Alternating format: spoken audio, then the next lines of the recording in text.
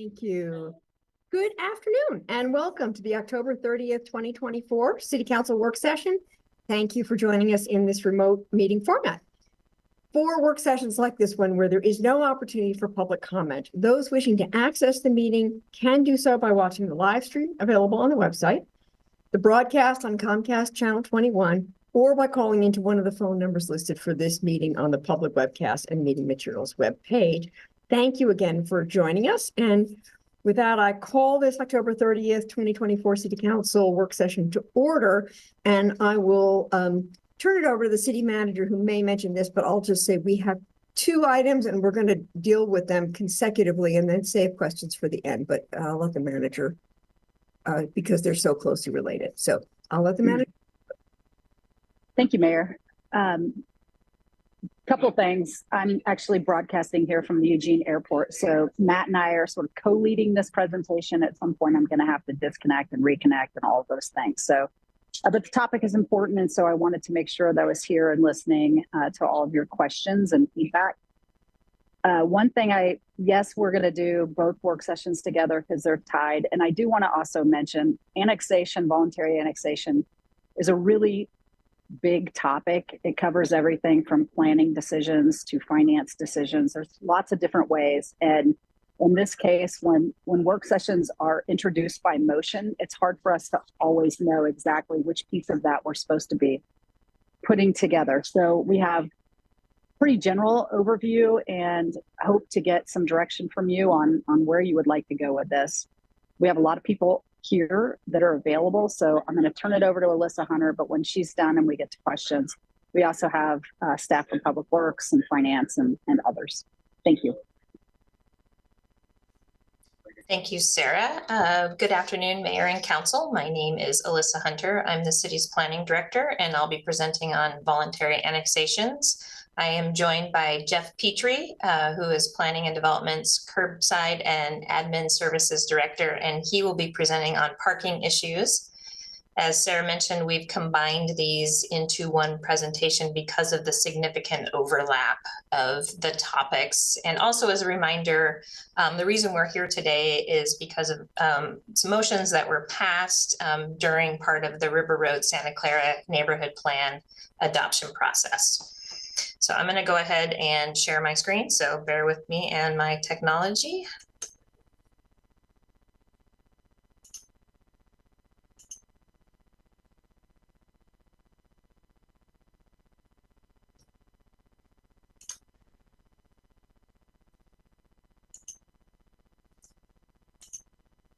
Okay. How about there? Can people see that? Okay, thank you, Mayor. You're the only one I can see right now, so thank you. So this is kind of the run of show. I'll be talking about voluntary annexations, including a background and overview, a little bit about River Road Santa Clara, because that really was the initiation for this work session.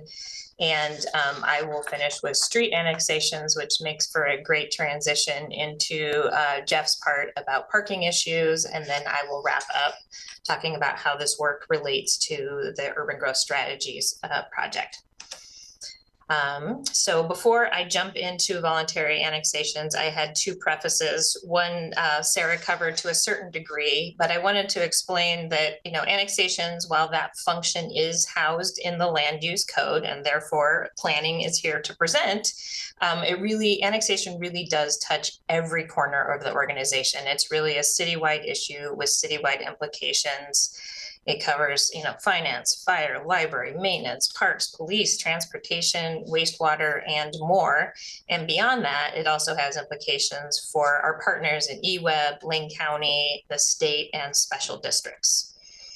The second preface I want to make is that today's presentation is only covering zoned property and city and county right-of-way. I will not be touching unzoned railroad right-of-way in this, so not prepared to make those connections at this point. We heard your question on Monday night, and we will get back to you separately on that. But I just wanted to make that abundantly clear. Okay, so what is annexation? So it's the legal process by which land within the urban growth boundary, or UGB, comes into the city limits and under city jurisdiction. You can see the map to the right.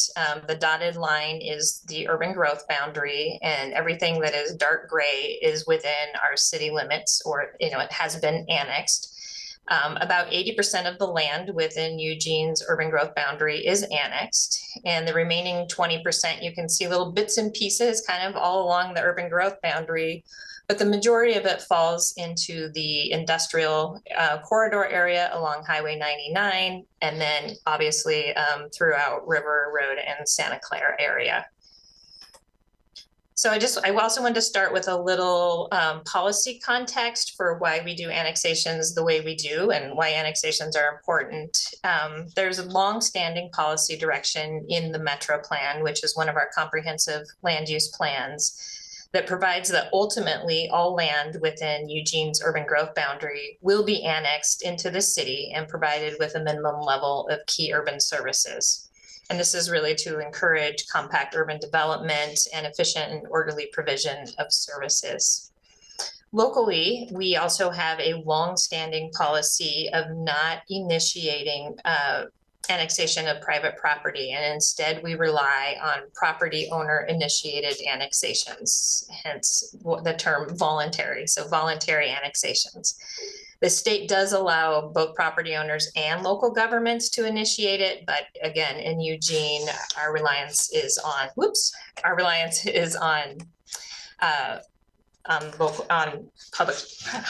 private property owners. So next question is, what triggers annexation? And I think there's really a lot of urban myths about this, kind of long-standing myths about what triggers annexation. And it's really when a development proposal would increase the demand on urban services, such as wastewater or water. And that's when annexation is typically triggered, not any improvement to your house or putting in new windows or a new front door. So typical things that would trigger annexation: a new house on a vacant lot, a subdivision that would enable more housing, new middle housing. So if you wanted to do a triplex or a fourplex and you weren't annexed, that would trigger that requirement. And then new commercial and industrial development on commercially or industrial zoned land. Things that don't trigger annexation that could include improvements to your home, such as adding a shop or a bedroom, a kitchen remodel, a deck, a fence, and again, replacing windows. Most property line adjustments do not trigger an annexation. This is a fun one, but accessory dwelling units also do not trigger annexation. And then you can sell your property and that does not trigger annexation. In terms of the annexation process, as you know, this is a city council decision. You had one on your, actually you had two on your agenda on this past Monday night. City council has been the local decision maker on annexations, well, the decision maker on annexations since 2008. And that was because there was a change in state law in 2007. And previous to that, the Lane County Boundary Commission was the agency that approved annexations. And so following a change in state law, that reverted back to local governments. The city council adopted land use procedures that include public notice. Typically, the annexations are approved on council's consent agenda, and the council does have the opportunity to either pull those for discussion or actually schedule the public hearing for them. But again, the vast majority of them receive little to no testimony and are approved without a public hearing. And then to be approved, an annexation must meet the approval criteria from the land use code. And I'll cover those here. So to be annexed, it has to be inside our urban growth boundary. Not going to be taking anything from Springfield or outside. It has to be contiguous to Eugene's city limits or separated by only a right-of-way or body of water. And this is a state law requirement. This is one of the things that changed in 2008, that this particular state law, or 2007, that this particular state law became effective for us. It has to be consistent with applicable plan policies, and these are policies from the Metro Plan as well as any refinement plans that might apply to the property. And then finally, it has to be able to be served by key urban facilities and services, and that means that they're either nearby, typically within 300 feet, or that the property owner has agreed to extend them. And if you're curious what key urban facilities and services are, those are defined in attachment B on the second page, but typically it's water, wastewater, transportation, stormwater. There's a list there. The things you think you might need if you're going to be, building a house. So the benefits of annexation.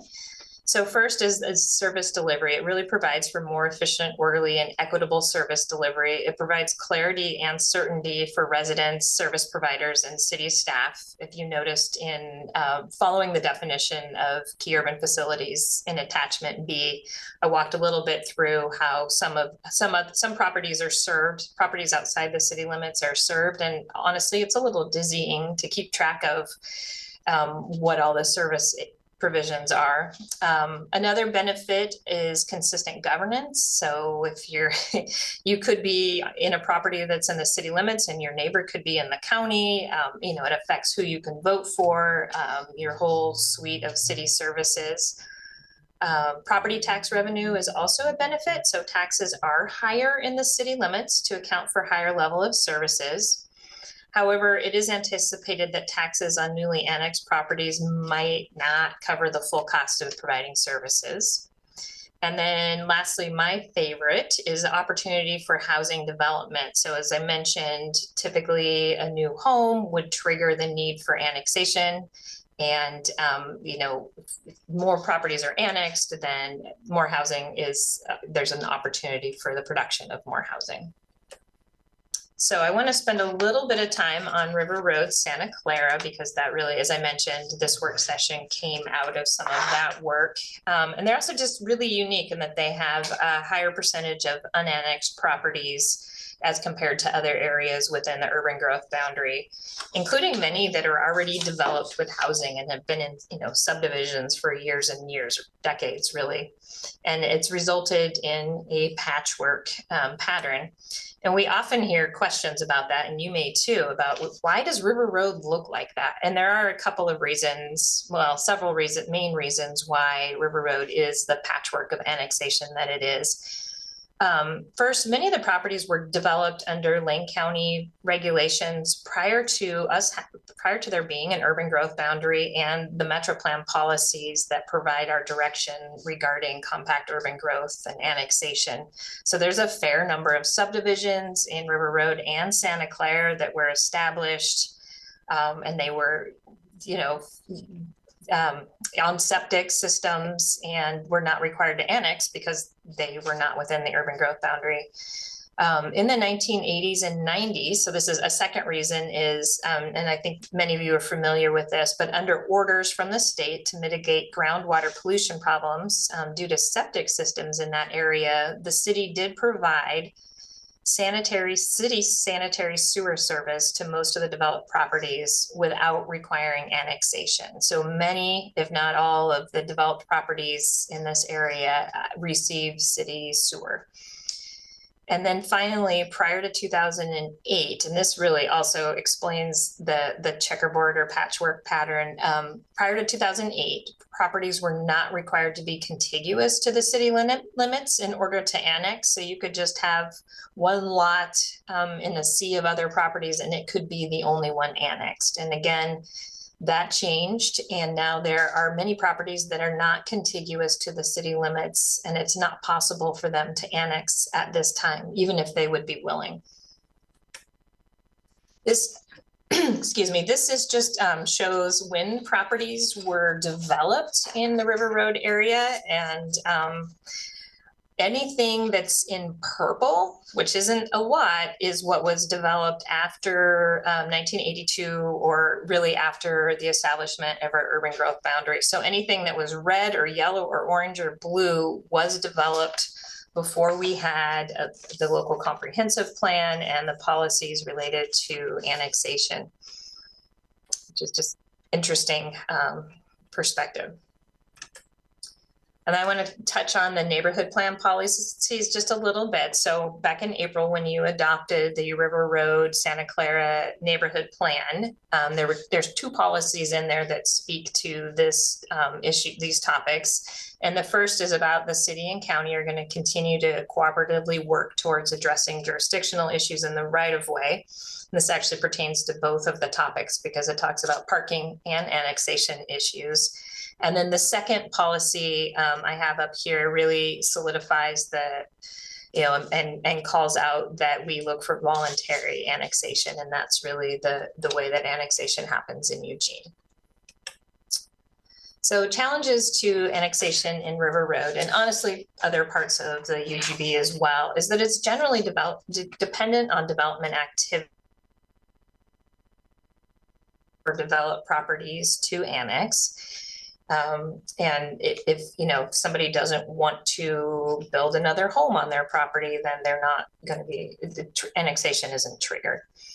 The second thing, and I've hit this a couple times already, is that the contiguity requirement. So to be contiguous to the city limits, that requirement makes it impossible for certain properties to be able to be annexed. And an annexation has been pretty incremental over time. And so it takes a long time in some cases for properties to be contiguous to the city limits. And then finally, the incremental annexation that has occurred has created inefficient service delivery, that checkerboard pattern. One property can be served by the city, the property next to them can be served by contract districts or special districts or through other forms. And it's just not the most efficient or equitable way to do that. I'm just going to end on street annexations before I turn it over to Jeff, because this is a great, again, a transition to his topic. But this, as you probably have noted, the council agenda has included several street annexations in recent months, including one this past Monday. And there are multiple reasons that the city pursues annexation of street right-of-way, including greater control over infrastructure, extension, operations, maintenance, and planning. We've also been working the staff has been working closely with Lane County to phase in the transfer of streets in a logical and thoughtful way that's also consistent with the policy direction in the Metro Plan, the Transportation System Plan, and the River Road Refinement Plan. And you've heard the city engineer mention this before, but transferring the maintenance and operational responsibility of a street is a two-step process. The first step is annexation, which brings it into the city limits. And then the second step is that jurisdictional transfer of the public infrastructure and the responsibility to the city. So you will see different actions before council. So for instance, Monday night, there was an annexation. At some point in the future, you will see action for the jurisdictional transfer. We have been looking at doing more targeted street annexations, and you will likely continue to see more of these on your agenda over time. And with that, I am going to hand it over to Jeff. Thank you, Alyssa. Hello, Mayor and Council. Jeff Petrie, I'm Curbside Admin Services Director. I've been in this position for a while, and I've worked with many of you over the years around River Road and Santa Clara challenges in the past. Maybe next slide, Alyssa. I want to start the conversation with the legal framework for enforcement of our parking code violations. The City of Eugene's parking control officers, also known as parking officers, and our neighborhood service officers can enforce the parking code outlined in Chapter 5 of the Eugene City Code. There are also two other classifications that can enforce parking code. Eugene police officers and our community service officers are also in the Eugene Police Department. However, it is the parking control officers that handle nearly all the parking code enforcement in the city of Eugene. Because Eugene City Code applies within the Eugene city limits, including Chapter 5 parking code violations, the parking and neighborhood officers only have jurisdiction within the Eugene city limits. So once a city violation is issued, that violation also goes cited into Eugene Municipal Court. So therefore, the City of Eugene's parking code violations cannot be enforced by the parking officers on unannexed areas such as Lane County streets in the River Road and Santa Clara areas. Historically speaking, parking enforcement was limited or primary in the downtown and campus areas as part of the Parking Enterprise Fund. However, the addition of the neighborhood officers in this biennium has provided code compliance services outside this downtown to campus area throughout the city of Eugene. Next slide, Alyssa.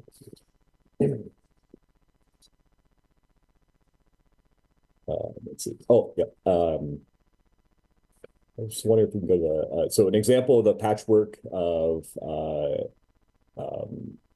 some of the parking challenges within our city limits is that there are a mix of city and county streets that requires a parking officer to determine the jurisdiction of whether it's city or county or whether they can take action on a specific complaint that comes in. Some of the other parking challenges are there is a variety of levels of improvements, including gutters, curbs, sidewalks, that sometimes make parking difficult to determine where to park, but also whether the code can be enforced, the city code can be enforced on the street as we visualize it in the field. Next slide, please. I want to share a recent parking challenge example. It's been over the last year. This is an example of a complicated patchwork of parking enforcement in the River Road and Santa Clara areas. This is West Hillcrest Drive, just off of River Road. The city received a vehicle complaint here, and our first step in the River Road and Santa Clara areas is to determine the location's jurisdiction. That is it city or county? Here, the gray shaded areas are within the city limits, and the unshaded areas are outside the city limits and in Lane County's jurisdiction. The address provided to us with the complaint is a city address, which is shown by the red circle at the bottom on the left photo, and it's an apartment complex just off of River Road. The next step is our parking officer verifies in the field. They drive to the complaint to verify that the vehicle's location is on city property. In this case, we were not able to respond to the complaint where the red X mark is right outside the city limits. And we referred this vehicle complaint to the Lane County Waymaster unit for response. This vehicle was frustrating for the residents at the city address because they are in the city and the city provides parking enforcement services, but we are not able to enforce because the street in front of half their address was not in the city. And I showed a picture on the right side. You can see the clear definition of where the sidewalk ends is where the city limits in. And the vehicle was parked at the next house over where there is no sidewalk into the green space there. Next slide.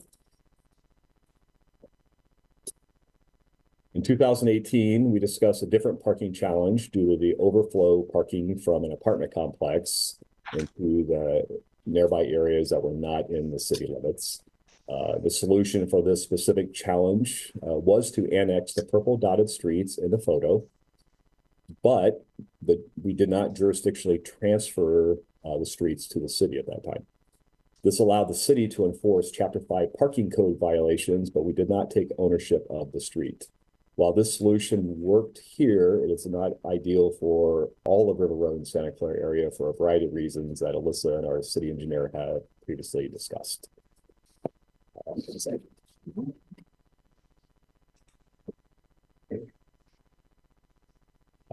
The Hatton Avenue area was a solution to a specific challenge at that time. As I mentioned, it's not ideal for all of the areas for a variety of reasons. But we were able to provide a parking solution for a specific issue in the area. We have added the addition of neighborhood officers, that we have a team that provides parking code compliance across the city and can address complaints outside the downtown and campus areas. And since the Hatton Avenue project, we have looked at other options to allow city parking officers to enforce parking violation on Lane County streets. The process became very complex because it required knowledge of two sets of different codes, city code and county code, and the codes were different. It requires citing a vehicle into either Eugene's municipal court or the circuit court.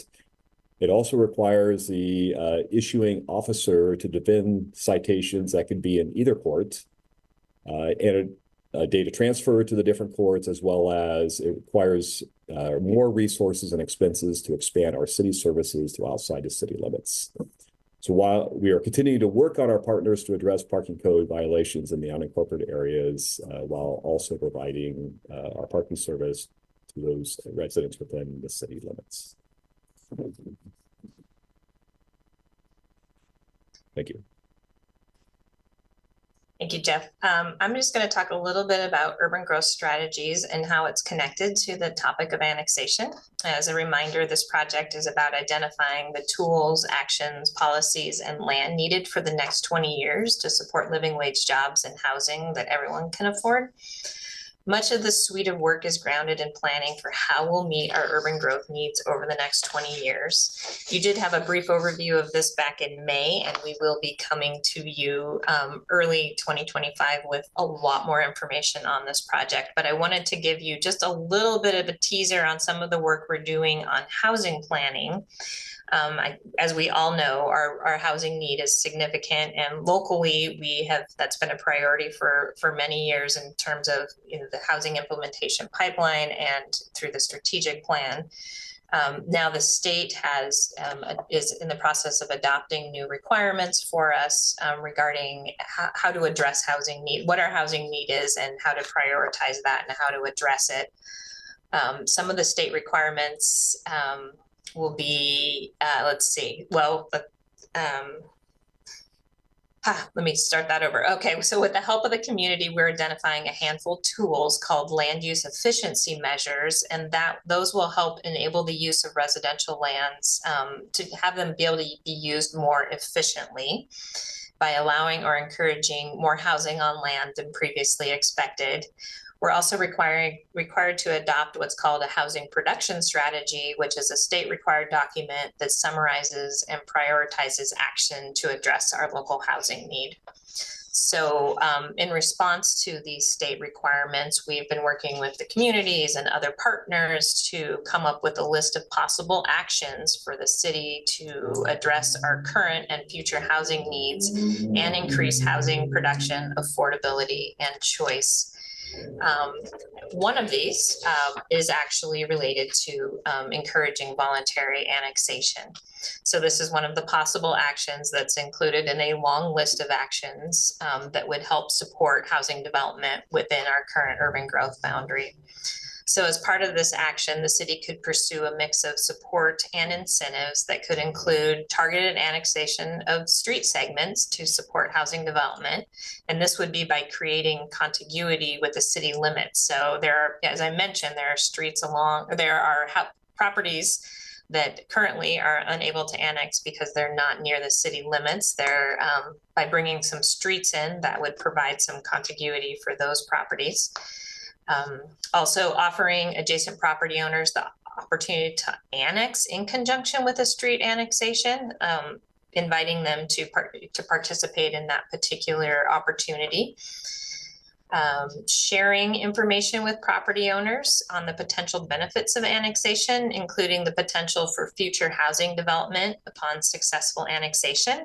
We've been pretty careful about how we talk about annexation because there are folks in the community who don't believe, I guess, that think that we force annexation instead of requiring or relying on voluntary annexation. So if we can be a little bit more proactive in some of our communication about the benefits, we think that would be helpful. Also, we could consider financial incentives for voluntary annexation, such as waived or reduced application fees. There is a city application fee for us to process that. Looking at tax differentials, which is a provision which provides for phasing in the city's tax rate over a period of time. Application preparation assistance, and then finally reduced fees. So the full list of possible actions to facilitate housing production, including this one, will be refined over the next year based on feedback that we receive from the community, from city staff, from the Planning Commission, and City Council. We intend to share this full list with Council in early 2025 and seek direction in late 25 or early 26. we really think it's, it's important to bring this package to you together. It's really like it's a toolbox, and there's going to be, different tools for different situations. And we're excited to bring that whole suite of tools to you. In the meantime, I wanted to share that planning and public works staff have been reviewing opportunities for annexation of right-of-way and jurisdictional transfers of streets as a path to facilitate infrastructure development and housing. And what I'm hopeful is going to continue to be a successful example of that is Crow Road, where by bringing the infrastructure out there and annexing the street and offering opportunities to annex to adjacent property owners, that will actually stimulate housing production. So we're excited to look for those opportunities, and we're not waiting to look for those opportunities. So that is something that we're doing right now. So with that, I want to open it up to questions. If you give me a second, I will stop sharing so we can see everyone's faces.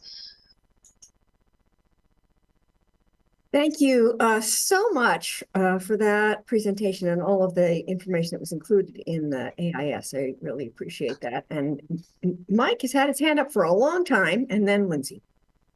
Thank you, Mayor, very much. And thank you to Alyssa and to Jeff for the presentation. This is an informational work session and not one that has recommended motions. Although I have to say, this has been an issue that I've contended with in part of my ward for a long time. And I hope we leave here with a motion to direct staff to act specifically with some of the incentives that Alyssa mentioned towards voluntary annexation at the end of today. And I have such a motion should the discussion warrant doing that. The first thing I would say is the part we didn't talk about with this presentation was the fact that there's more than just a few. There's quite a lot of already currently developed homes, properties within the River Road and Santa Clara area specifically.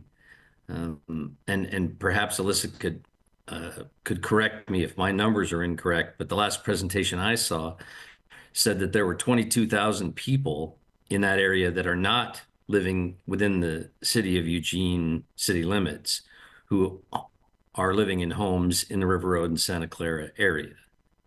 Am I right with that number, or pretty close? I do not have that at my fingertips, but I can come back with it. Like I said, my recollection is 22,000, more or less. That's the equivalent of one of our wards. It's an entire ward of people that think they live in Eugene, but don't have the right to vote for counselors, don't have the right to go to the library, don't get to do a lot of things that City of Eugene folks do and have the right to have. At the same time, I will say we have heard from the fire chief that it really doesn't matter where the fire is taking place. If a fire breaks out in that area, the response will be the Eugene Springfield Fire Department. So as an organization, the city is paying to protect those areas and those homes who don't pay city property taxes. And I hope we incentivize or phase in the opportunity to allow for proper incentivization for people to want to annex in and a program to do it so that they can see the benefits of doing it. I think that is a way for us to grow our tax base in the long term that makes sense and defray some of the costs we're already paying. So like I said, I have a motion that I'll throw out there at the end if others seem to feel as I do that this is something we should act on soon. Thank you. Thank you, Lindsay, and then Randy. Yeah, thank you, Mayor, and thank you for the presentation. I'm really appreciative of the ability to talk about this topic and the focus on the River Road Santa Clara area. It's one of the most overarching common topics that I get communication with about from my constituents, even if they don't know that they're communicating with me about this topic, right? It's the idea that I live on city property, my neighbor lives in the county, there's disparate services, there's different laws.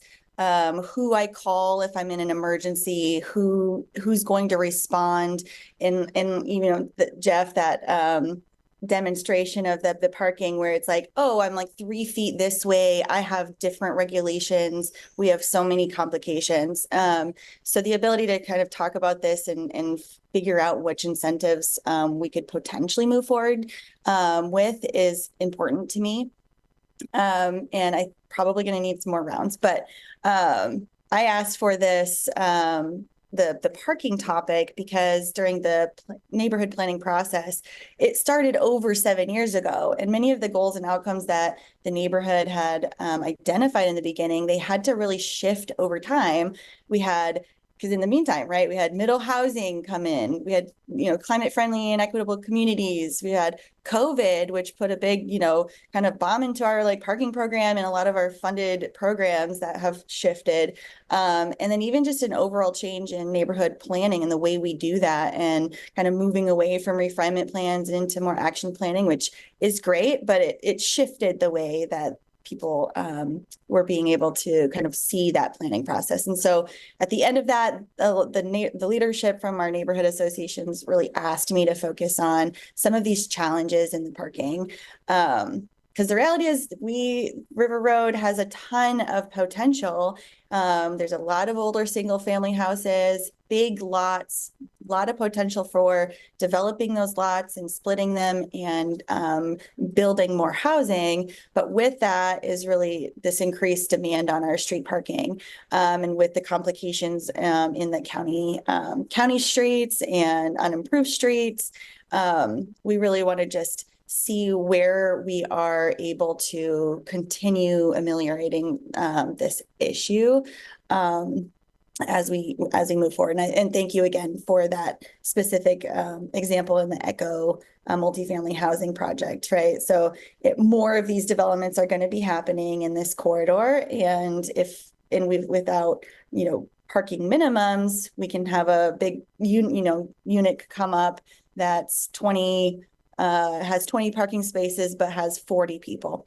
So yeah, no, I have a bunch of more questions, so I'll need a second round, but thank you for the start. Okay, thank you. I've got you for a second round. Randy. Thank you, Mayor, and thank you, Alyssa and Jeff, for the presentation and all your staff that put the time into this. I think this is one of our issues that's been ongoing for, well, as long as I've been in Eugene, so over 44 years. In fact, I remember sitting in the Recruit Firefighter Academy as a brand new hire on the department. They said, yeah, within the next year, Santa Clara area, River Road area is going to be in the city of Eugene. And then I pretty much heard that off and on for the last 44 plus years.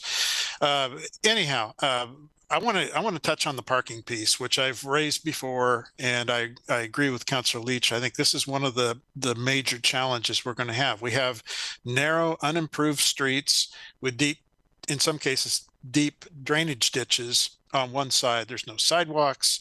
People are trying to use this in a multimodal transportation environment. At the same time, and same goes for skinny streets in our newer neighborhoods, even where there's parking on one side of the street. So at the same time, we're restricting off-street parking, or at least not requiring it, which I understand we have laws that we're trying to follow that the state has imposed. It's still pushing more traffic, more parking on the street. So at the same time, we're providing less off-street parking and more dense construction. We're running out of places for people to put their cars, and we can't legislate people abandoning their vehicles. Our public transportation system is nowhere near to the point where we can really seriously think about that. So anyway, I hope we continue to work on that piece, and I will add the skinny streets in the rest of our city, not just the River Road Santa Clara area. So that's one issue. The second issue, I'm eager to hear what Councilor Clark's motion is and proposal. Hopefully you're going to discuss that a little bit, Mike, before the motion's made and a probable vote. And then the last piece since I don't see anyone on here from fire, I wanted to talk a little bit of why the fire department responds to everything out there. That actually happened under my watch as chief. And the reason being, calls don't come in as cleanly as people think they do. I mean, frequently somebody will call and say, hey, I live at such and such address, the house down the street's on fire. We don't know if it's in or it's out, so we were responding sometimes to calls that were outside the city and sometimes not to calls inside the city just by the way the call came in. And that's putting people's lives at jeopardy and their property at jeopardy. So I made the decision, talking to the city manager, and we just decided to respond to everything. And I am out of time. Thank you. I'll see if I need a second round. Thank you so much. I have Mike and Lindsay wanting a second round. Is anyone who hasn't had a first round want to chime in at this moment? Okay, I'll send it back to you, Mike. Thank you, Mayor. I note to finish up what Councilor Groves was saying there, that we were told just the other day that the call volume for fire and EMS citywide has gone up from 3,000 in the 80s to 30,000 now. It's increased tenfold, and part of that is the increased number of people who are living in this area. Whenever I attend Santa Clara, specifically community organization meetings, it's been a topic of conversation for years that there are all kinds of folks who live out there who have to live with the consequences of decisions that are made by the city, but they don't get to vote for a representative that sits at the table with us, in the sense that they're living in the county and they have no ability to vote on city councilors. That enfranchisement was a pretty significant part of all the land use discussions and that ran up to the refinement plan and going back as long as I've been around the table, for almost 20 years. So that's only one piece of a series of things that I know is a concern to folks, but I know we've also made commitment to never do anything that was anything but voluntary.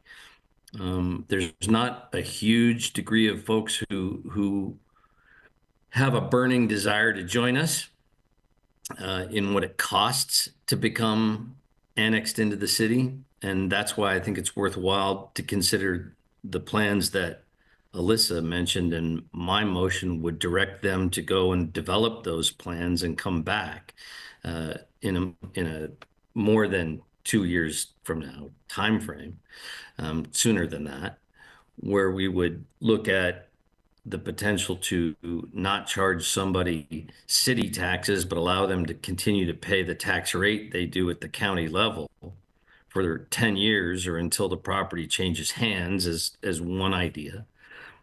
I'm sure there are others in the way of incentives that would allow them to absorb the change in tax rate over time and thus not have a shocking change in response to the idea. But I think we have to do the job of selling the benefits and inviting them actively to join us. And that's what I would want to do with a motion to direct staff. I put it out there right now, but I wanted to encourage conversation and not drive it with emotion. So, Mayor, I'll look to you with direction there. Thank you. Thank you. Yes, I will turn back to you when the time comes. I see Jennifer with her hand raised, so I'm going to let Jennifer go, and then Lindsay. Yeah. So I agree with Councilor Clark that it's something that we should be talking about, and it sounds like staff's working on it. And so I guess my question is around timeline, because it sounds like you were going to come back in early 25 and then again in 26. And I can totally understand Councilor Clark's impatience and wanting to get this done because he's been working at it on a long time, and I get that. But I also assume your timeline is not arbitrary. So what are our options here that is realistic to getting this to come back? I mean, the most realistic from my perspective is the timeline that I outlined for you, but I understand that perhaps that is not the most satisfying. What I didn't provide for you is that what we're coming back with is a long list of things that would help to facilitate housing production. And what we wanted council to do is to look at the entire list and talk about which ones to move forward now, which ones maybe needed more time.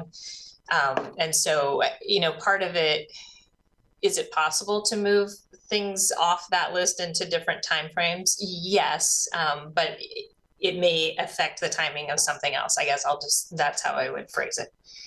So would it be possible to stick with your first timeline of the one that's in 2025? And at that point, we could make a decision to pull out these items that Mike wants to do a little earlier, that many of us probably would like to see a little earlier, to kind of pull those out a little bit and do them a little earlier. That's potentially possible, is what you're saying. Yes. Okay, so in lieu of the fact that I don't like to give staff a lot of extra work and unrealistic expectations, I wouldn't be in favor of supporting a motion today that sets some kind of like expectations before this 2025 meeting. But I think that in lieu of the conversation, it seems very reasonable that we could make sure that there is time in that meeting to discuss timelining things and pulling things a little earlier. So I don't know if that's helpful, Councilor Clark. I just don't want to put things out there that aren't realistic. Councilor There's also Ye. another piece to timing that I would comment on if there's more. Yeah, I'll give you a line in the queue, and I see your hand raised. I have the manager with her hand raised, and knowing that she's in the airport, I'd like to just bump to her. You'll get the background noise, but what I was going to respond to with Councilor Ye's question was, I don't actually know what's in Councilor Clark's motion, so it's hard for us to say which pieces we could bring sooner, what the timeline would be. Okay, we will get to that. So, Lindsay. Thank you. Yeah, thank you, Councilor Ye, for that consideration. But I am also interested in continuing this conversation in conjunction with, more of the housing strategies as well, because it is really important, and it's a little bit different too, specific to this area. I think one thing I would love to hear staff speak to is, as we do move forward with potentially incentivizing annexation in this area, I think one of the biggest concerns is the beloved Park District here in River Road area. As people annex out of that district shrinks, and their funding structure already is kind of compromised year to year. Could you speak to what might be a possible option for where that district could go, or how that would be managed? I'm going to jump in on that one because I probably have the most experience on the team on that, because from my time in the recreation division. We had several plans outlined for how we would go about that, but we haven't looked at them in a long time. There's a new director, so they hired a new director of the River Road Parks and Rec District, and my understanding is Assistant City Manager Hammett and Joshua Bates, the Library Recreation Cultural Services Director, actually reaching out to meet with her on this topic specifically to see kind of where we stand today. Great. Yeah, I think that it has to be approached very sensitively. There's a lot of big opinions based on how that park district is very well loved, evidenced by that their levies and bonds always pass at like 80+% rate. So yeah, I'd like to see additional plans. Thank you. I'm definitely interested in hearing Councilor Clark's motion, and then maybe we can have more discussion based on where that direction goes, and keep talking about it. So I'm going to defer to Councilor Clark at the moment, and then we'll likely have more to say. Okay, great. Yeah, Mike, I'm going to turn it over to you in just a minute, but I just want to ask sort of one other question, which is we didn't go over what was in the AIS around the tax the gap in taxes raised versus cost of services. And so that it seems to me that we're under dual pressures here, which is we must expand housing, we need to expand housing, and we also know that this ratio doesn't entirely work to cover our financial gap. So as this council is considering additional incentives, I'm hoping that some information would come back about sort of the budget implications for us on that, given that we have this ongoing budget crisis. So I don't know. I mean, that's a big thing to ask, but it feels to me that it's going to be a very important piece of the puzzle as council considers adding incentives at a time when we are slashing budgets and struggling. So just wanted to put that out there. And then Mike, I will turn it over to you. Thank you, Mayor. Oddly, Lindsay, just as you were speaking, the former director of Emerald Park District was sending me a note I could see on my phone here about this. I know their concern level. He and I spoke many times about this over the years.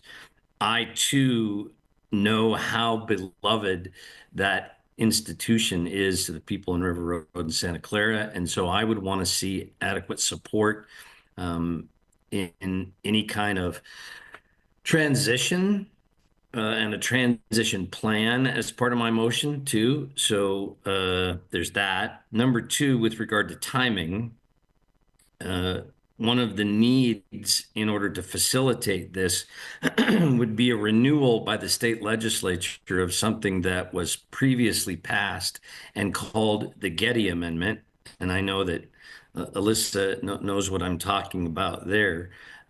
State Senator Edwards, when he was in the legislature, passed a 2-year lifespan bill that allowed for people to annex despite not being contiguous with a city street or a city property. So it allowed for anyone in the area to be able to annex in if they wanted to. And I would hope to see us and our legislative representatives put a similar bill before the legislature here in the spring. So that also will affect timing, I suspect. My motion would be and I move to direct the city manager to come back to council in the late winter of 25 with a plan for voluntary annexation that would include financial incentives, disposition of previously existing impact on previously existing districts and our responsibility or plan for dealing with that. And the other piece, which would be other needed changes of ordinance or changes of state law to accomplish this. Second. Thank you. I think that covers everything, but Alyssa, if I have missed a piece that's necessary there, please let me know. I'm going to let the manager chime in again because I know. Yes, please. Yeah. I'm so sorry, y'all. So Councilor Clark, you know that I want to get to a place to help you here, but late winter is February, and that's a pretty tall order of work. So we essentially would have to stop doing some of our other work to bring that back. So I'll let the team weigh in with what they think is achievable. And we may have to I may have to meet with my staff to figure out what we can possibly do before we can commit to that. I would be willing to amend based on what Alyssa thinks here. Well, definitely February. I was hoping you meant December of 25. That's what I was thinking was late winter. So if you were saying that, I would support that, but I have a feeling that's not what you meant. Right. And to be honest, some of this, I know how it works, like, waiving a fee or something like that. Some of these questions, like coming back with the plan for the impacts to the districts, I don't know how long that's going to take. Changes to state law. I mean, we could list for you maybe some steps, but I'm going to have a hard time telling you how long any of this is going to take at this point, when I'm not even sure how to approach some of it. even to develop the plan.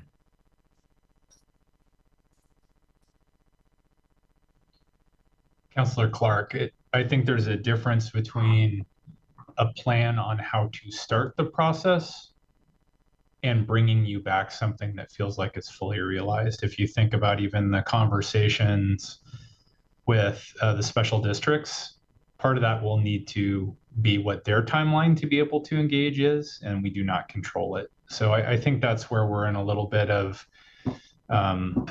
you see us hesitating on a commitment of time. Is I think being able to come back with a plan of how we'll do the work is one thing we'd be able to give you more information on, but having That's what I was looking done is right. I apologize if I was unclear in my motion. My motion intended for a plan of action, how the work would be done and what is required to be done, but not, hey, this is this part is done and that part's done. So if I could weigh in, Denny Bro, Planning Development Director. I'm very familiar with Alyssa, the planning team's work plan.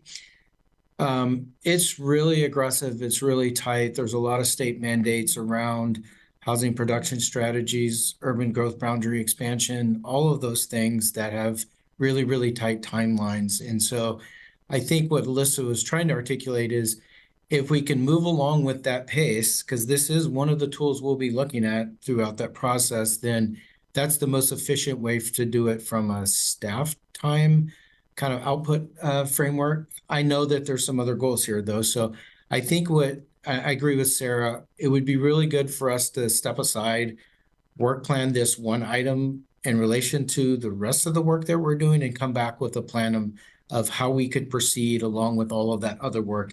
It's very complicated. This item in and of itself is very complicated.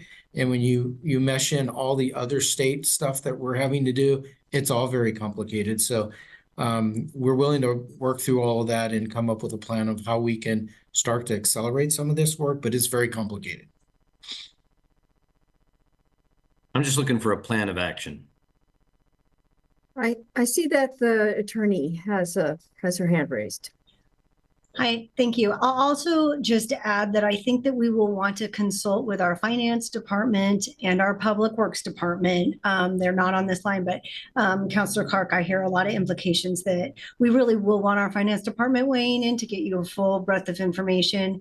And as you know, we're going to be heading into budget season. We also have other big financial discussions that are going to be on your plate. So I just want to make sure it is a big planning lift, but that we don't lose sight of, we're talking about a lot of departments actually will be implicated. I'll remove from my motion, if the second agrees, the time consideration, as long as we're not waiting until the end of the year. I'm fine with that. I just want to move, and that direction is forward. Okay, I see Lindsay with her hand raised, and then I may have a comment. Yeah, no, I appreciate Councillor Clark's desire for moving quickly on this, but I think we're missing a step. I think the next step should actually be another information session that we could dive into a more of a financial analysis of what we are spending already on fire and services in the area. And what would be more financial implications, as well as a more of a deeper dive into the different incentives that we could potentially move forward with.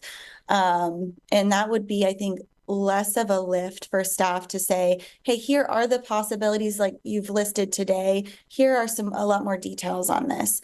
I'm not ready to move forward today on the motion as it stands or even how it was adjusted with the timing, but I would be interested in moving forward with a motion that would bring us back another information session when we're able to, and if it included this kind of financial analysis piece and more information on the types of incentives that we could offer the community, especially through our budget challenges. Thank you. Randy. Thank you, Mayor. I mean, I seconded this because I wanted to get to the point where we had some discussion on it. I totally support the concept. I don't want to duly burden our planning staff either. And that's why I said I'm comfortable with taking the timelines off, but just have this out there. To respond to a piece that Councilor Leach said, and I'm saying this because there's no one from fire on here. There's not going to be any savings by stopping to our fire's response to the unincorporated area. It's not like any staffing goes away, no station gets closed. It's not that much of a call volume, but it's and there's just a marginal cost difference. You're already paying for the equipment, the personnel, the facilities. It's just the cost associated with an individual response, which is mostly fuel burned. So anyway, I just want to make sure that's clear. It's not like we're going to have a big pot of money saved by not responding to unincorporated calls. Thank you. Thank you. Lindsay, a response? Yeah, just to respond to Councilor Groves, I wasn't suggesting stopping responding to the area, more of an analysis. Hey, this is what we're already spending. And there's, we're assuming that there's potential tax benefits, but we've said, oh, well, they don't actually align, right? The amount that we get in taxes is, higher than, or is lower than what we're actually spending per home on services to those houses. But within that is that we are already spending money on services to those homes. So I think that I would like to see parsing that out in some way. I know that's got to be completely challenging. So I don't even know if that's possible to get a real capture, but just some more information on that. Definitely do not want to put anyone's lives in jeopardy by discontinuing services to this area. So thank you. Thank you. Jennifer. Yeah, so Alyssa, there is a planned meeting in early 2025. At that meeting, were you planning to bring us information on the different incentive options? Ooh, I don't know. I don't remember if it's at that meeting. I think at that particular meeting, it was a broader overview, plus some of the redevelopment information that you asked for recently, as well as some more background on the project. Overall, it is urban growth strategies touches more than housing. It touches employment lands, it touches other lands. So it's a pretty big, it's a large suite of work. And I don't know if at that particular meeting we were going to get into that level of detail, but we are working on a series of meetings where we would bring different topics. Yeah. Okay. Yeah. So I agree with Councilor Leach. I don't want to ask people to build a plan for things that I don't even know what the plan is going to have. Like, those incentives are interesting to me, but I'm not sure I would support all of them. And so, yeah, I feel like we need a step where we're like, hey, here are your options. What do you think of these options? Which ones would you like us to bring back and then bring back the plan? So maybe I'm just misunderstanding the motion, Councilor Clark, and that's kind of what you're thinking. But if it's straight to the plan, then I think there needs to be a step in between. And maybe that happens at this meeting that's already scheduled. Maybe it happens shortly thereafter. I'm not sure. Thank you, Mike. I'm going to turn to you, but I just want to say one thing, which is the beginning of this work session. Alyssa said that what she was hoping for was that this council will give direction for the next step. So I just really want to appreciate the conversation and say, Alyssa, having in mind what a next step is doable, I think recognizing the next step may be another work session and what that work session should encompass, so that we're not leaving you with such a broad set of requests that it's, again, you're still sort of swimming in the same sea of which area do you focus on more. And so just wanting to plant that seed for you, Mike, as you think about what the rest of council has said and how you might refine this a little bit, so it's both maybe more specific and also more open-ended in terms of the timeline. Thank you, Mayor. I wanted this to be more specific to this issue of voluntary annexation, excuse me, separated from the larger issue that you mentioned, Alyssa, of the housing timeline, because I think this is going to require multiple steps and multiple actions and a concerted effort from the city in order to be successful. We're going to have to ask nicely and incentivize it well. And so I'd be willing to accept Lindsay's suggestion that maybe another work session is needed here, but I would hope that one comes back with what are the list of potential things we could do? What are the implications financially? What are the implications if we continue on and see disjointed development through time without any kind of plan, and the potential downsides of that? So I would be willing to amend to a further work session as the motion. But I thought some of these incentives and some of the plans for what's required were pretty well already known. So at least in my conversations, and they haven't been with the larger council amount folks. So maybe that is the logical next step. Either way, I'd just like to leave with an action in mind that we can take along the line of getting something done on this issue. So do you want to take a stab at rephrasing your motion so we know exactly what to be seconded and and maybe the attorney can help? I was just going to say, I would love if the attorney helped, but I would also love to hear from Alyssa about what is possible. I used that time frame of like February because I have an absence of information of what is possible. I don't want to wait a year until the end of the calendar of 25 before we come back with this.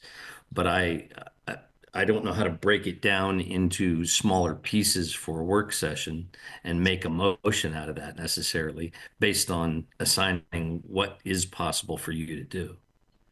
So, and if I could interject real quick, I don't have, Councilor Clark, I don't have your original motion, so I'm going to have a hard time tweaking it based on everything you said.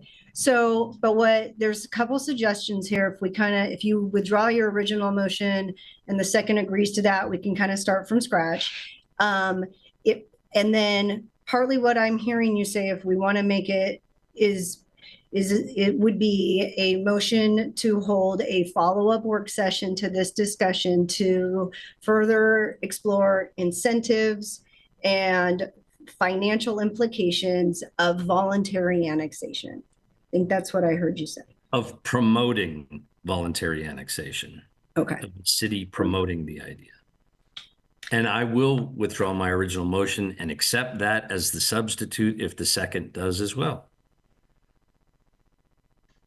I'm fine withdrawing my second. I would just like the whatever is prepared that comes back to us to have a motion in it that's realistic. So supporting what Councilor Clark said about having, some kind of affirmative action that we're moving forward. This issue, I know there's a bunch of other issues out there. I get that, but it just feels like this has languished for decades. And I don't want to talk it to death.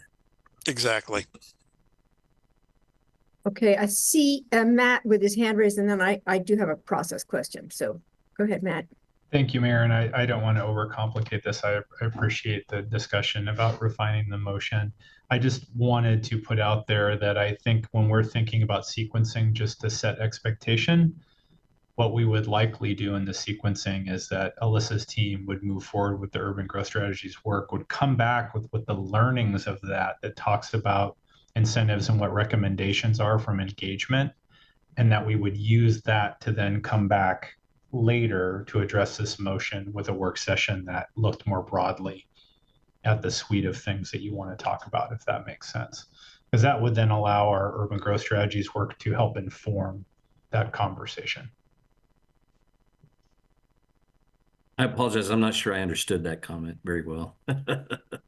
So Alyssa's team is already doing work on what she mentioned to you about a suite of potential financial incentives and other incentives and enabling actions for voluntary annexation, right? That's part of the urban growth strategies work she shared with you in this work session. That's already going to come back to you next year. And what I'm saying is we would likely hold that work session first, and then be able to use that information to help inform the more broad work session that you're motion would ask us to bring back. That's what I was would- gonna say. I would find that acceptable. I just don't want to conflate the two issues. I want to focus on this separately. So if it's necessary to inform it, that's one thing I understand. But I don't want them to be conflated as issues, or one as part of the other. This issue separately, in and of itself, I believe is going to require enough effort on its own. So, Understood. That was helpful. Thank you. Lindsay? Yeah, my question is if that motion would also be able to include more information about what we can specifically do for the street parking as well. Because I want to be able to address that in moving forward. Don't want to forget about our second half of our topic today.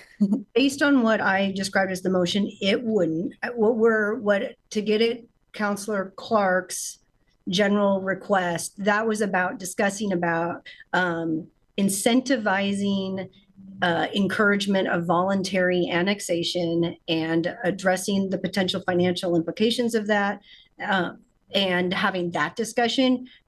What you're talking about is got real-time process and application. And I think those are two very different discussions. So I would say, no, that wouldn't be included, because those are on the ground implications that actually have impact on currently annexed properties and things like that. So if you would want it to, it would need to be a different or potentially separate motion. that I would support. Okay. And let me think about that for a second. Okay, so we do have I see Matt. Keith. Thanks, Mayor. My question is mostly for staff, Alyssa in particular, and perhaps city manager. Were we planning on having a 2025 voluntary annexation work session follow-up, like 2.0 conversation anyway? Not specifically. The follow-up work session would be on the suite of tools or actions that staff is compiling that would all look towards facilitating the production of housing. So this is really on a list of a number of other actions. And so that's what was going to be, or that is still going to be coming forward in 2025. Okay. So what we're essentially voting on is a work session poll with action items that will come with how the city provides incentives and pathways for voluntary annexation. And what I'm not hearing in the amended piece that was in Councilor Clark's first piece was Salem's role and maybe that's more of an IGR conversation, how the city prioritizes or encourages changes to existing or new state law in regards to annexation. Does that need to be articulated more clearly in longing for, or maybe that's a question for Councilor Clark and possibly for Catherine. Does that piece need to be articulated more clearly?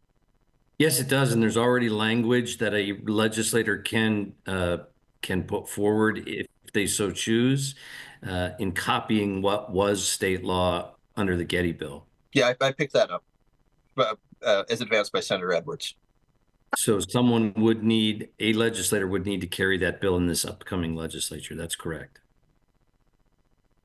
I'm going to turn this. Yeah, Catherine, go for it. It's not part of the motion, partially because the timing is very different for a legislator. I mean, you have IGR representatives. I think that would be where that discussion probably makes the most sense. Why it's not in the motion? Pardon? I'm sorry. It's why it's not in the motion because it's separate work. Yeah, it's separate work and separate timing implications. Okay, that's helpful. I had a lot of heartburn at the beginning of this conversation about such an aggressive timeline, and I'm far more comfortable with the late 2025 timeline, but also I recognize that might not satisfy some of my colleagues' needs. What is a reasonable timeline for getting back to us with the aforementioned request should council pass the amended motion today? Councillor Keating, I think what we're hoping for is the flexibility to be thinking about when we can bring that back next year after the urban growth strategies work session that Alyssa has talked about, so that we can step into it and bring all the information. I think we heard from Councillor Clark that it's sooner the better, but it would be targeted and unless there's a different timeline from council, but in calendar year 2025. I also just wanted to say the other thing I think I heard Councillor Clark say that's not in the motion, but we would plan to address it coming back because we've heard it in the conversation, is the relationship to impact and planning around special districts that you also talked about. So I don't think there's, at least from our perspective, we heard that. We'll make sure we're thinking about that for the work session. It wouldn't need to be added to the motion unless you wanted to. Okay, so I think we're ready for the new motion to go on the table. Catherine, do you have language for us? Yeah, I think what I heard, and I wasn't writing and talking at the same time, so I think what I said was to encapsulate what Councilor Clark is after is move to hold a follow-up work session to today's work session to discuss incentives for encouraging voluntary annexations and the financial implications of the incentives and the annexations. Is that getting there? I'm seeing a nod. Yeah. Sure. Okay. So someone needs to say so moved and seconded if that's what you want to. So moved. Second. Okay, perfect. Moved and seconded. Any other conversation before we vote? So, Alan. Yeah, I just wanted to say that I appreciate the motion, and I believe that when Councilor Clark and I first got on the council, this was one of the issues that we dealt with early on. And that was like 18 years ago.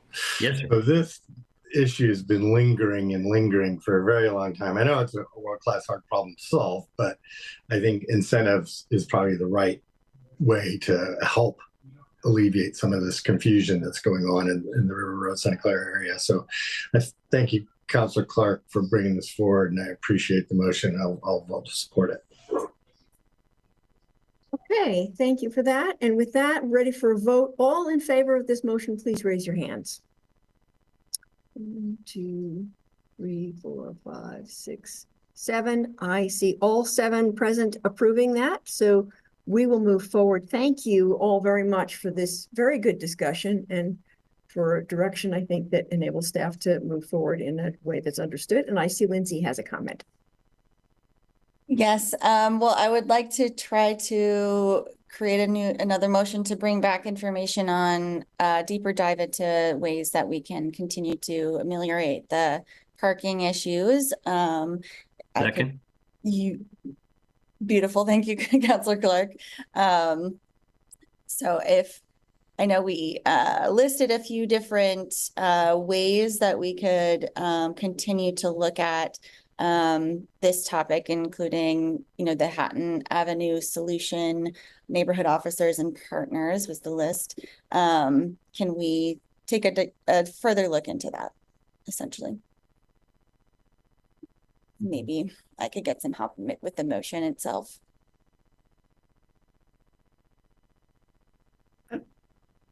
It sounds like, I'm not 100% clear, but it sounds like you're requesting, I'm just wondering, the reason why I'm wondering if it's a work session, it sounds like potentially this would be a memo. And so that's what I'm just trying to work through, what information. I know you all have a very full schedule. And so if something could be addressed in a memo, I'm just trying to work through that in my brain and what you're seeking. And perhaps we start with a memo, and then after you see the memo, if that's not, it doesn't cover it, then we move to the work session, knowing your very full schedule. So perhaps a motion to direct the city manager manager to provide the council with a memorandum that outlines potential steps for addressing parking issues within incorporated and unincorporated areas. Something like that. Is that what you're seeking? So moved. Did we have a second? Second. Okay, great. All right, any other questions, comments on that motion? Matt? Yeah, thank you. If the maker of the motion and the seconder would approve related to the parking constraints, and we're seeing it more out of the Lane County area, but I bring it up because it could become a growing issue in Lane County, in Eugene in particular, is the unscrupulous practice of predatory towing. If there are more homes built and fewer parking spaces, that could lead to folks who are economically disadvantaged having their vehicles impounded, albeit temporarily, but it comes with a price tag. So coupled with the on-street parking issues, I would ask Councilor Leach and Councilor Groves if we could include in that memo methods or mechanisms to curb predatory towing in our community as well. Thank you, Councilor Keating, for the suggestion. I am going to reject that today because I have already asked for staff to come back with vehicular camping and towing kind of topic in a separate session. I would like to keep that there and focus this memorandum on specific to the River Road, Santa Clara County City divide and what we can do to move forward with this specific topic. Well, I appreciate the explanation. That tracks. I thank you, and I'll look forward to working with you all offline to hopefully shed some light on the unscrupulous practice as mentioned. Thank you. Okay, we have a motion seconded, correct? So all in favor, please raise your hands. 1, 2, 3, 6, 7. All 7 have supported that, so that motion passes. Thank you all very, very much. Excellent work session. Appreciate all the staff work in orienting us to this issue and willingness to move forward in the midst of all of the other things you're moving forward. And so thank you all. And with that, we are adjourned.